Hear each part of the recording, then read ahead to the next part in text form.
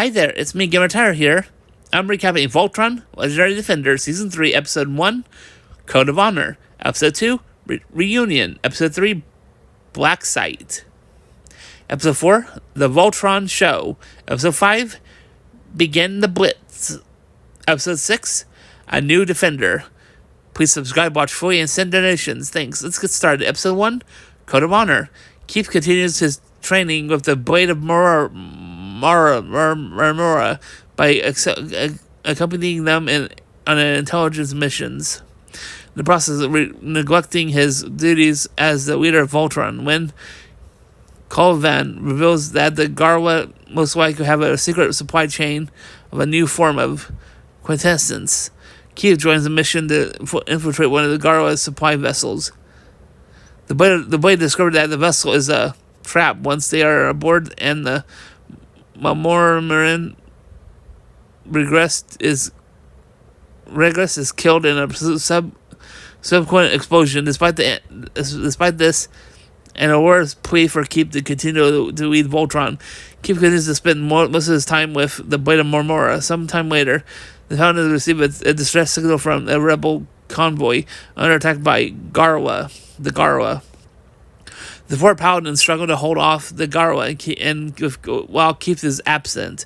Shiro pleads the Black Lion to let him pilot it, successfully re-establishing their bond. Shiro discovers with the other four lions, and together they form Voltron, which easily destroys the Garwa fleet. After the battle, Keith confronts the team and officially steps down as leader of Voltron, heading the position to Shiro so that he can continue to work with the Blade of Marmora. Episode 2, Reunion. Pidge has a flashback of Matt coming to confront her after a rough day at school. On Okran, Pidge leaves the team to pursue a lead on Matt. She meets with an arms dealer to negotiate the information, but has to force it from him when he tries to capture her for the bounty he'd get. A hooded figure asks where the boy went, and the arms dealer regularly admits he thinks it was a paladin of Voltron who attacked him. Pidge follows information from the arms dealer to a rebel base, aiding and fighting off Garwa attack. She finds her lead, Tishash, is mortally wounded. Tasha gives her Matt's transponder code, which leads her to a space graveyard for rebel fighters. Devastated, Pidge finds a grave marker for Matt named on it, but the date of birth is wrong. She figures out it's a quantum frequency that conceals a secret set of coordinates, leading her to a spyware on seemingly remote asteroid. A masked figure attacks her, and Pidge fights him briefly, only to realize that it is Matt. Their reunion is cut short when the bounty hunter from earlier interrupts, and the siblings team up to take the bounty hunter out. Episode 3, Emperor Zarkon has... Episode 3, Black Site. Emperor Zarkon has finally revived and reclaims the Garwa throne. Zarkon relieves Prince Wotar of duty, while Hagar, still suspicious of Wotar, keeps an eye on him. Meanwhile, Matt meets the Paladins and Koran and finishes Pidge's Garwa training system of intelligence he collected while working with the rebels. While spying on Wotar, Hagar learns that he has obtained the trans-reality comet. It has made 2 ships from its core, and is planning to make another. She informs Zarkon, who orders her to hunt down Wotar. However, Wotar kills Narti, one of his generals, after realizing Hagar is spying on him through her. Matt, Pidge, and Hunk discover a way to decrypt Garwa communications and discover that the Garwa are attacking a seemingly empty area of space. The Paladins set out to defend whoever the Garwa are attacking, accompanied by Matt, who operates Voltron's cloaking capabilities and Pidge's lion. When they realize when they arrive at the point of interest, they learn that Zarkon is attacking Wotar and are forced to defend against the Garwa fleet once Voltron's cloaking technology fails. Wotar and the Paladins manage to escape the scene as Zarkon broadcasts to the Garwa Empire that Wotar and his henchmen are to be killed on sight by any means possible. Episode 4, The Voltron Show. Shiro asks Charon with organizing promotional Voltron appearances to bolster public support for Voltron and the rebel cause.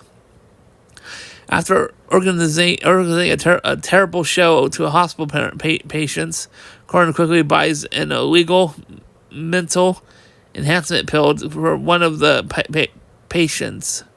The team expresses doubt in Charon's ability to manage Voltron appearances after he botched a visit to a planet whose occupants only safely go outside for 1 day per year.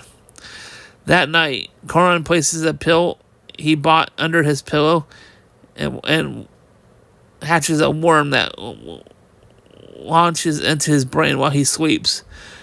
More energized, Charon organizes many successful shows to the interesting jargon of paladins. To enhance the spectacle during the show, Charon summons a monster from the planet they visited earlier to battle the paladins. After an alien removes the worm from Charon's brain, Charon warns the paladins of the monster danger. To the thrill of the audience, they ward it off. Charon later apologizes to the paladins, but Shiro admits that Charon's show was very effective. Episode 5, The Blitz. With the coalition against Zarkon successfully large, the Blade of Moror and Shiro conduct a plan to claim 1/3 of the Garwa Empire by taking down the Garwa-occupied planet Naxalzawa.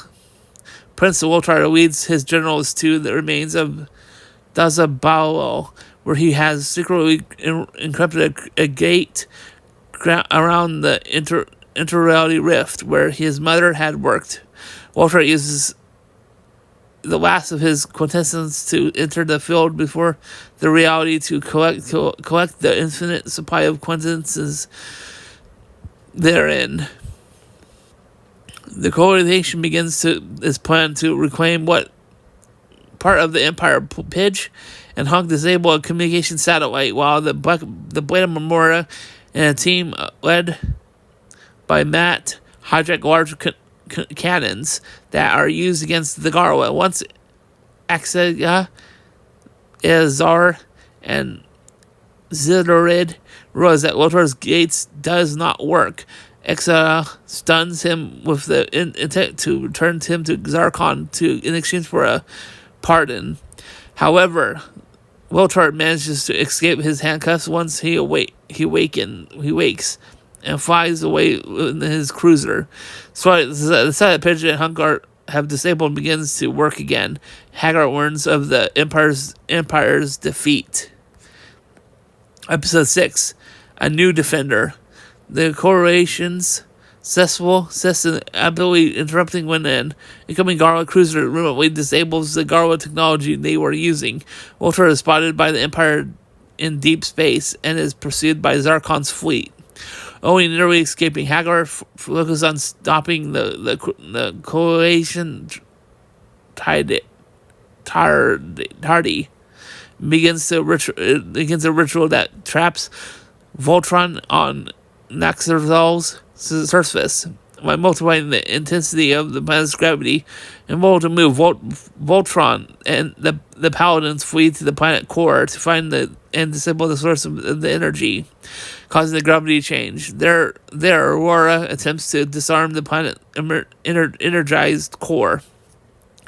To no success. Hunk observes that the planet's soil is highly volatile, leading the Paladins to realize that the planet is being used as a bomb that will detonate when a Garwa cannon fires at it.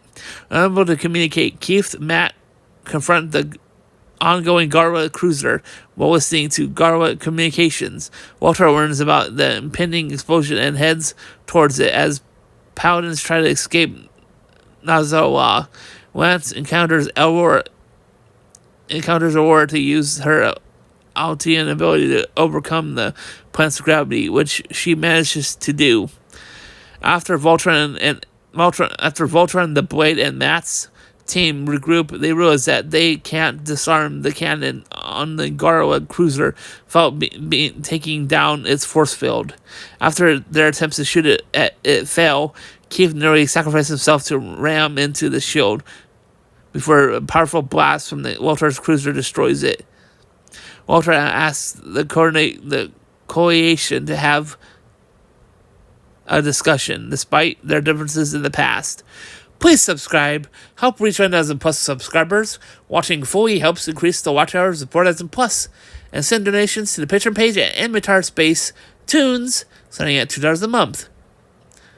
Or one-time donations on Ko-Fi starting at $7. Have a blessed day. See you next video visit. But for now, bye!